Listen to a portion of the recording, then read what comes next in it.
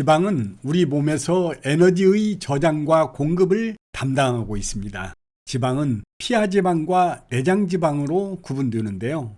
피하지방은 말 그대로 피부 바로 아래에 위치한 지방으로 복부나 엉덩이, 허벅지 쪽에 주로 분포하고, 내장지방은 주로 배 안쪽의 장기들에 붙어있는 지방으로 수치가 높아질수록 배가 더 튀어나오게 됩니다. 그렇다면 내장지방은 왜 쌓이게 될까요? 인체는 오래전부터 우리 몸의 생존을 위해 에너지원인 당을 저장하게 되어 있는데요. 특히 뱃살 장기 사이사이에 남아있는 에너지는 언젠가 쓰기 위해 지방으로 저장을 해둡니다. 하지만 습관처럼 먹는 달달한 먹거리들이나 디저트, 그 외의 야식, 폭식, 음주를 하게 되는 잦은 회식 등 불필요하게 먹게 되는 그 모든 행위들과 신체 활동 부족으로 내장지방 수치는 올라가게 됩니다. 내장지방 수치가 높으면 가장 심각한 성인병의 주범이 됩니다. 고혈압, 당뇨, 각종 혈관질환, 암 위험도 상승 등 다양한 질환들에 악영향을 줄 수 있습니다. 오늘은 우리 건강을 위협하는 내장지방, 뱃살 없애는 방법에 대해서 알려드리겠습니다. 첫 번째, 저탄수화물, 고단백질, 건강한 지방 섭취. 여러 연구에 따르면 저탄수화물 식단을 유지하는 것이 내장지방 제거에 효과적이라는 사실이 밝혀졌습니다. 정제된 탄수화물을 줄이고 쌀밥 대신 잡곡밥, 흰 밀가루로 만든 빵 대신 호밀빵을 섭취하면 더 좋겠죠. 탄수화물 섭취가 줄어들면 우리 몸은 근육의 단백질을 당으로 바꿔 사용합니다. 근육이 빠지면 기초대사량이 줄어드는데, 이 같은 근육 손실을 최소화하기 위해서는 해산물, 콩, 두부, 달걀 등의 체지방 감량에 좋은 단백질의 섭취를 늘려야 합니다.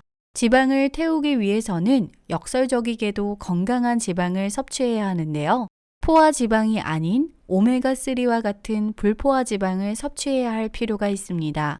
주로 연어, 고등어, 견과류, 코코넛 오일 등에 함유되어 있으며 한 주 2번 정도 섭취하는 것이 좋습니다. 두 번째, 내장지방 빠지는 음식 섭취하기. 체지방 분해에 효과적인 카테킨 성분이 많은 녹차와 카카오 닙스를 섭취하는 게 좋습니다. 혈중 콜레스테롤 수치를 낮춰주는 양파와 대추, 따뜻한 성질의 음식, 계피나 생강을 섭취하면 몸속 순환이 원활해져 장기 사이에 축적된 지방을 한층 쉽게 분해할 수 있습니다. 세 번째, 과식, 음주 피하기. 고칼로리, 고지방, 고염분, 고당분 식품은 내장지방의 주요 원인입니다. 과하게 들어간 음식으로 인해 인슐린이 급격히 움직여 스트레스 호르몬을 과다 분비하게 되면 호르몬 균형이 떨어지고 각종 위험 발병하는데, 이와 같은 음식과 함께 즐기는 게 바로 술입니다. 특히 술은 내장지방 축적의 주범입니다. 술은 내장지방 분해를 막고 식욕을 촉진해 더 많이 먹게 하기 때문이라는 연구 결과가 있습니다. 동국대 일산병원 가정의학과 오상우 교수팀이 건강한 남성 951명을 대상으로 CT를 통해 알코올 섭취량과 내장지방, 피하지방의 상관관계를 분석한 결과, 알코올 섭취량이 많을수록 내장지방 양은 증가했고 상대적으로 피하지방은 감소했다는 연구 결과가 있습니다. 하루에 술 한두 잔은 심혈관 질환에 좋다고 알려져 있지만, 연구에서는 하루 한두 잔 마셔도 내장지방 축적 위험이 높아졌다고 알렸습니다. 네 번째, 효과적인 운동 방법. 내장지방 빼는 방법으로 가장 효과적인 것은 운동하는 습관을 익히는 겁니다. 줄넘기 500번, 자전거 타기 20분, 걷기 1만 보 등 이처럼 정해진 숫자가 아닌 얼마만큼 쉬지 않고 운동을 진행하였는지 지속 시간이 중요합니다.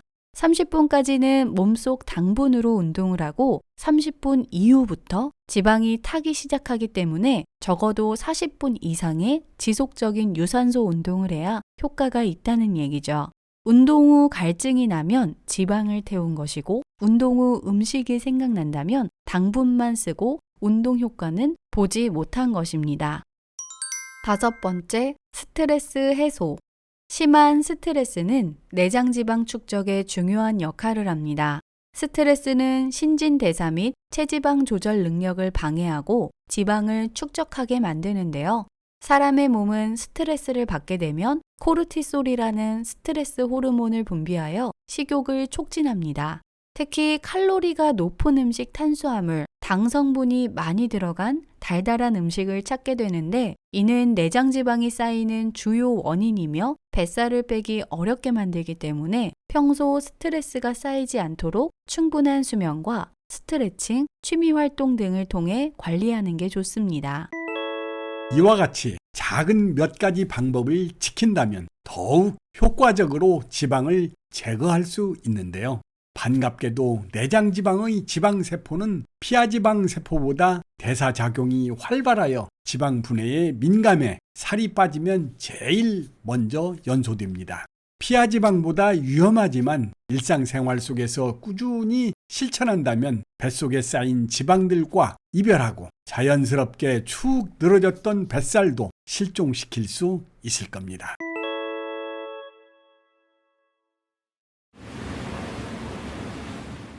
피를 맑게 해주는 천연 해독제 미역의 효능. 우와, 미역 효능이 이렇게나 많은가요? 보석 같은 미역인데 자주 먹지 않았네요. 급 후유가 됩니다. 어느 주부님의 댓글입니다. 많은 주부님들이 미역의 새로운 효능을 보고 놀랍니다. 여기서 새로운 효능이란 그동안 알지 못한 효능이란 뜻입니다. 오늘 영상은 중요한 7가지는 자세하게, 나머지 13가지는 설명 없이 좋은 점만 알려드리겠습니다. 하나, 피를 맑게 해준다. 미역을 물에 담가보면 표면이 온통 진득진득 끈끈이로 되어 있는 것을 볼 수 있습니다. 진득진득한 성질이 있기 때문에 다른 물질에 달라붙거나 빨아들이는 힘이 아주 강합니다. 이렇듯 미역 섬유의 알갱이들은 피 속의 불순물질에 철저히 달라붙어서 포위해서 몸 밖으로 시원하게 몰아내버립니다. 참으로 신기한 것은 미역에는 피를 덩어리지지 않도록 함과 동시에 맑게 하는 성분도 듬뿍 함유되어 있다는 것입니다.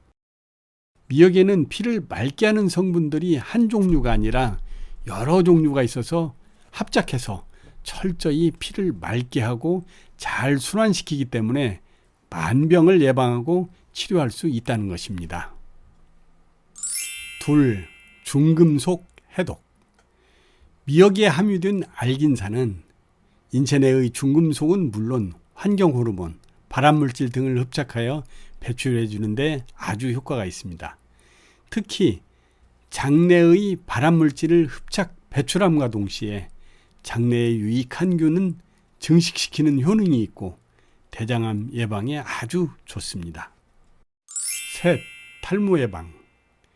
미역 속에는 모발의 영양 성분인 단백질, 비타민, 요오드, 아연, 요황, 철분, 칼슘 등이 풍부하게 함유되어 있어 모발의 성장을 돕고 탈모를 예방해 줍니다. 특히 요오드는 신진대사를 촉진시키고 세포를 활성화시켜서 모발 촉진에 아주 도움을 줍니다. 넷, 골다공증에 좋다. 중년이 넘는 여성은 골다공증에 노출되기 쉬운데 이럴 때 칼슘이 풍부하게 함유된 미역을 섭취하면 골다공증을 예방하는 데 아주 도움이 됩니다. 미역의 칼슘 흡수율은 다른 식품들보다 월등히 높습니다. 다섯, 대장암 예방. 미역은 마그네슘과 알긴산이라는 수용성 식이섬유가 풍부합니다. 마그네슘은 변을 묽게 하고 알긴산은 수분을 흡수하여 대변을 부드럽게 풍성하게 하며 대장을 자극해서 연동운동을 촉진시키므로 변비에 좋고 중금속과 발암물질을 흡착 배출하면서 장 점막과 접촉하는 시간을 줄여주고 중금속 중독과 대장암 예방에 아주 좋습니다. 장내 유익한 균은 증식시키며 유해한 균은 억제시킵니다. 여섯, 당뇨에 좋다. 말린 미역은 알긴산이란 수용성 식이섬유가 풍부한데 알긴산은 미역의 표면에 붙어있는 미끈거리는 성분입니다. 수분을 흡수하여 부피가 늘어나므로 적게 먹어도 포만감을 느끼게 하고 소화 흡수되지 않으므로 칼로리가 거의 없으며 각종 영양소를 흡수하여 급격한 혈당 상승을 억제하므로 비만과 당뇨병에 좋은 식품입니다. 7. 유궤양, 십이장 궤양을 치료한다. 미역의 섬유가 끈끈하고 진득진득해서 유와 십이장의 벽을 보호해 주어 유궤양, 십이장 궤양에 아주 좋습니다. 그리고 미역의 섬유와 기타 성분은 합작해서 유전막 세포 등에 활력을 주어 강하게 하는 양리작용도 합니다. 녹색 성분인 클로로필과 비타민 A가 풍부해 피부와 점막을 강화시켜주는 효능도 있습니다. 이러한 효능은 공예시대를 살아가는 우리들에게 값도 싸고 좋은 보약이므로 가능하면 매 끼마다 챙겨 섭취하는 것이 좋습니다.